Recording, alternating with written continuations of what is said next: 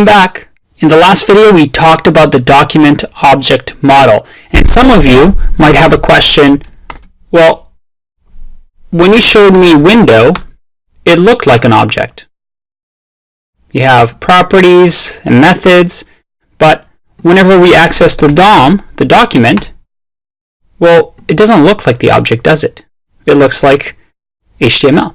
And that is because web browsers just hide the fact that it's an object. They just give us a nice view like this so we can play around with it better. But it is a JavaScript object. Now, with this document, we can use something called selectors to select different elements so we can manipulate them. So I'm going to show you a few of them today, the ones that are used most often that you'll encounter in your day-to-day web developer role. If you go to document, the first one I'm going to show you is get elements by tag name. As the name suggests, it accepts a tag name. In our case, if we look at our index.html file, well, I've created for you a shopping list. And if I minimize this, just so you can see it, we have a simple HTML file, and it looks like it's an important shopping list. It might be somebody's birthday and they're getting a notebook. All right. So with the tag name, I can say, well, what tag do I want to select? I want to select the H1 tag. I press enter, and look at that. I get the H1 tag. Okay, what else can I do? I can do document.getElements by class name. And here I can say, within the index file, I have class second, which is the second paragraph that says no excuses. So I can say second. And look at that. Now I have the second element. What else do we have? Get elements by ID. I think you can guess what this one's going to do. Document.getElements by ID. Again, we're going to select ID of, we see that there's a first here. So we can do first. And I get the ID. Now you see one difference here, that get element by ID doesn't have the plural s, right? Because you can only have one ID. It returns the full element versus what looks like an array. So in order for me to actually fully access the above, I'll have to do second and then access the 0 index of the array, in which case I get no excuses.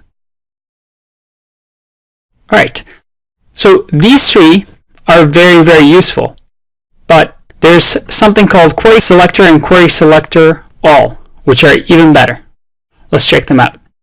With document.querySelector, I can select anything inside here like I did with CSS. For example, if I wanted to select, or let's do, in this case, let's do H1. Well, I can select H1.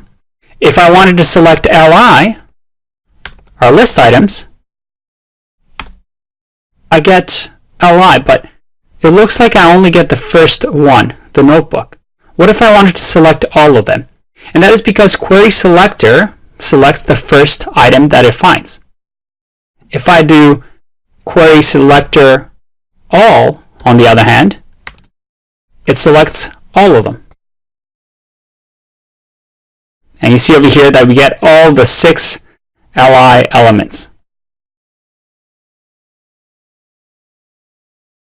Just to show you that it works with any CSS selectors, if I do LI and H1, well, I get the H1 and all the LIs as well. So it's very, very useful. The one caveat, as you know by now, is that whenever a new feature is introduced, we gotta wait for all the browsers to implement it. So let's check can I use to see if query selector is in good standing. All right, it looks like all the browsers have implemented it, which is good. Let's check query selector all. All right, we get the go ahead, everything's green. That's good. I want you to get used to that practice of making sure that whatever methods or properties you use, both for HTML, CSS, and JavaScript, everything is working in the browsers. So I recommend that you use these two to do your selection because it's exactly like CSS. They're more powerful than the first three. But you will encounter these three every once in a while with the older code bases. Okay, what else can we do? We can see that we have get attribute and set attribute. Let's check it out. As the name suggests, if I do document get attribute, well, we see that there's nothing on the get attribute, is there? Because you need to select an element in order to get its attribute. Let me explain. So if I wanted to get the random 23 number from the first li, well, I would first have to select it. We can use something like query selector. And since it'll select the first one, I can say li, and I get it. But remember, we have to store it somewhere. So I could either give it to a variable and store it somewhere, or I can just directly say get attribute random. So we'll say I'll select the li, and from there I'm going to get whatever attribute that is called random. And then I get 23. So get attribute can be anything. You can picture an image tag that has width and height, and you want to grab maybe the width and height to see what values they have. Well, you can do it with that. You can also set the attribute. So if I press up and I get the last command, I can now change get attribute to set attribute to now say random, which is the attribute that we want to grab and what we want to change it to. We can say we want to change it to 1000. Close the bracket, and I get undefined. But now, if I select the query selector, the first li, I see that random has now been changed to 1000. Now you might be thinking to yourself, with this, can I add a class to maybe have a new style and change some CSS? Well, you absolutely can. That's one of the cool things with having the DOM is that you can change anything in your web browser. So let's try a few of those. You can use get attribute or set attribute, but I want to show you the more common way of doing this. The first way of changing your style is simply using the style tag. So for example, if I wanted to say query selector, if I want to say document.query selector, and we'll select the h1 tag, this h1 tag also has a style property, and all elements on the web page have a style property. And here is a whole bunch of stuff that we don't need to worry about. But what we can do is say style, and then dot, we want to access a property on the style, which is, well, our CSS style. So we know that we can have background. So background, we can say equals, what should we say? We'll say background equals yellow.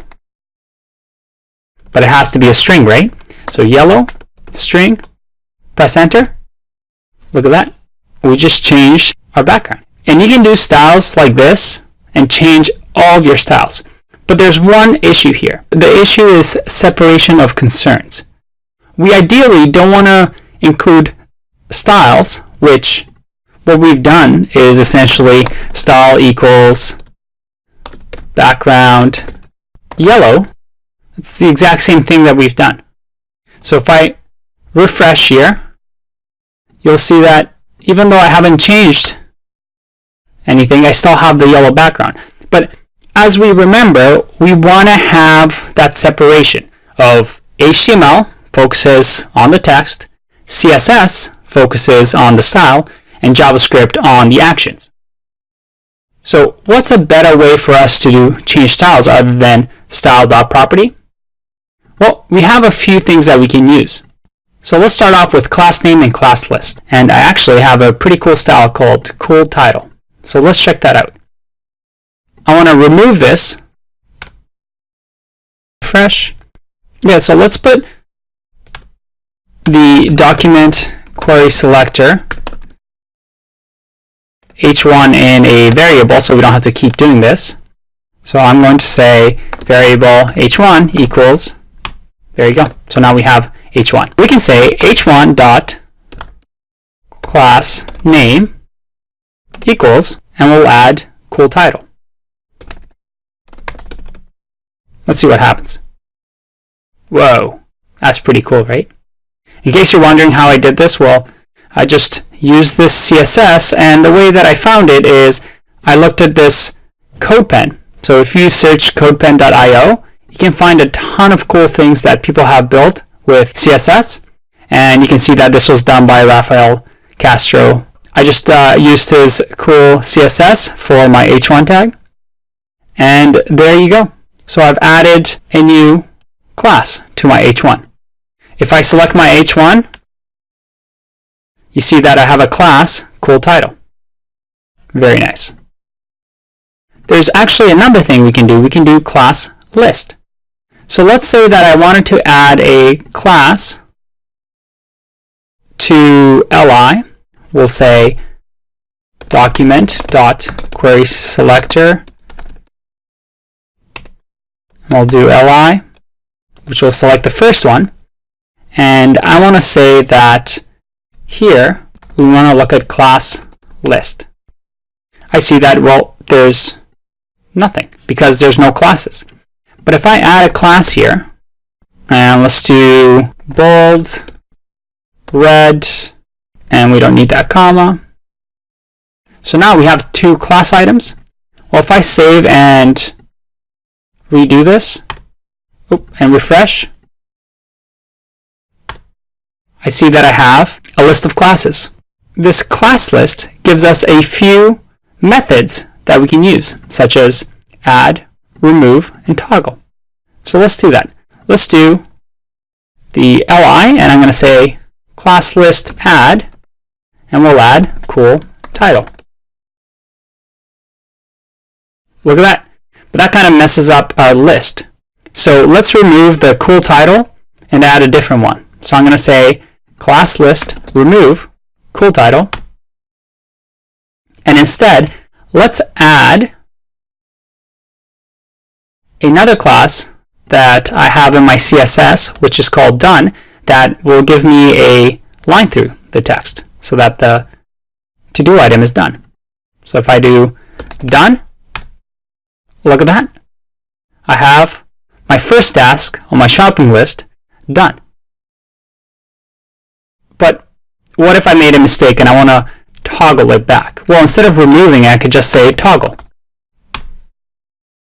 And toggle again. And toggle. And toggle. And toggle. You see that this might be quite useful if you want to turn something on, off, back and forth. Very cool. What else do we have? Well, so far we've learned that we should use query selectors to grab the element and change the styles using something like class list. Let's make sure that class list is available in all browsers. Let's check class list.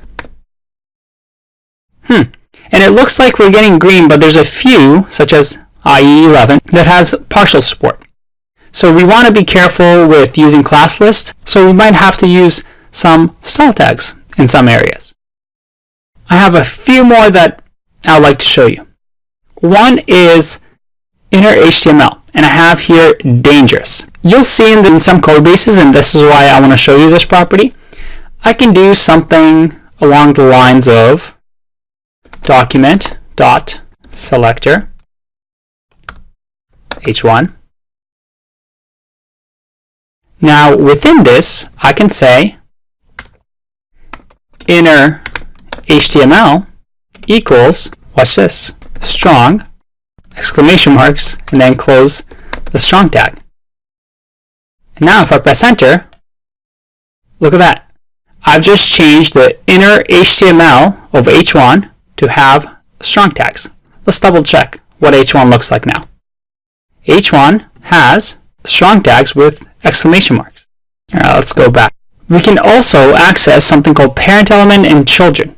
So let's check that out. If I want to select Jello document dot query selector all li will select Jello, which is the second in the array, so that means 1, and I have Jello. So now I can say dot parent element, and I get the unordered list.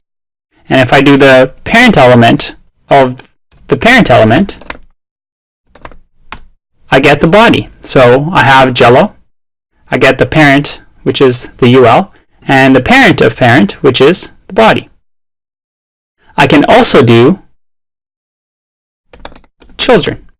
So if I do this, which is parent, which goes to body, and then children, I get all the children of the body. Very cool.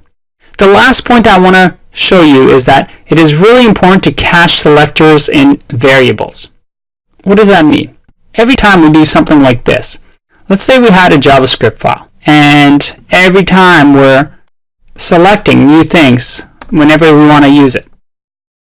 Well, this is using up memory because the computer has to remember, the browser has to remember that we want to select this, and then we're selecting again, and then we're selecting again, and we're selecting the same thing. So the web browser is doing actions over and over when all we had to do was variable h1 equals document.querySelector h1. So now anytime I need to use h1, the web browser doesn't have to go look up the DOM, find h1, and then store it in memory. We have h1 living until we refresh the page so that the web browser's work is done. It already told us where h1 is, and now we can use it. And that's called cache selectors. And it's something that we'll cover in the last video in this section where we talk about some developer fundamentals. I'll see you in the next video. Bye-bye.